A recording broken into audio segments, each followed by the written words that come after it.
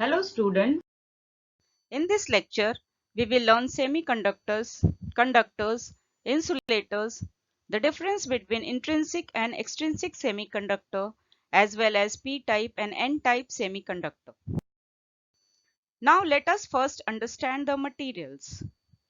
When we talk about materials in electronics, we compare them to their current carrying capacity and they can be classified into three types, namely conductors, semiconductors, and insulators. Conductors are materials that have excellent current carrying capacity or allow good flow of current through them, such as copper wire. Semiconductors, as name suggests, allow semi or partial conduction of current, or we can say its current carrying capacity is between conductor and insulator, such as germanium. Whereas insulators are material that are bad conductor of currents and does not allow the flow of current through them, as they do not have current carrying capacity such as wood. Now let us further understand the concept of conductor, semiconductor and insulator with an example of stadium entrance and people. Let us imagine the stadium entrance as a conductor and the people as current. Now we can see the large group of people passing through the gates and enter the stadium easily in the same manner in which conductor allows electricity to pass through them easily. However, here we see the crowd of people moving to pass the entrance one by one slowly in a queue. Now, why is that? That is because current in a semiconductor passes through uniformly and continuously. In the case of insulators, they are bad conductor of electricity. We can see the stadium entrance, which we have assumed to be an insulator, is blocked and it's not showing the crowd of people which we have assumed to be current to pass through it. The term semiconductor was used for the first time by Alessandro Volta in 1782. However, the first document observation of a semiconductor effect was observed by Michael Faraday in 1833. Semiconductors are further divided into intrinsic and extrinsic semiconductor depending on their structure, properties, etc. Intrinsic semiconductor. Do we know that what intrinsic means? It means in its purest forms.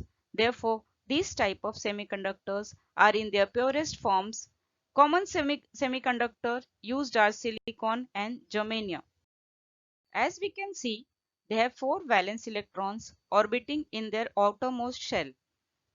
However, average atom needs 8 electrons in their outermost shell to become stable.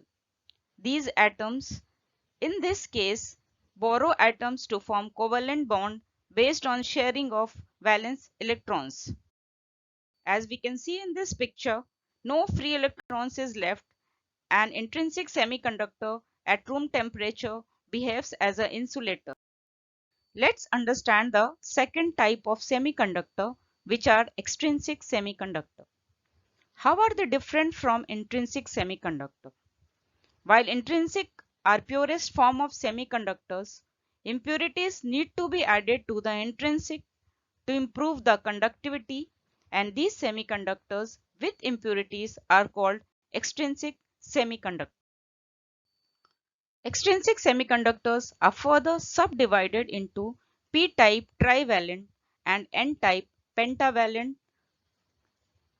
As we can see, we have 3 electrons orbiting in the outermost shell of the atom. It is called trivalent. And in the other atom, we have 5 electrons in outermost shell of the atom, and hence it is called pentavalent. Common example of trivalent is boron, gallium and indium, so that of pentavalent are phosphorus, arsenic and antimony. Now let's have a quick review of what we have learned in this lecture. First, we categorize the materials in their main parts, that is conductor having excellent current carrying capacity, insulators having almost zero carrying capacity, and semiconductors having current carrying capacity between conductors and insulators. Second, semiconductors are further classified into two main types, intrinsic and extrinsic semiconductor. In third, intrinsic semiconductor are the purest form of semiconductors, and fourth, conductors with impurities are called extrinsic semiconductors. Thank you.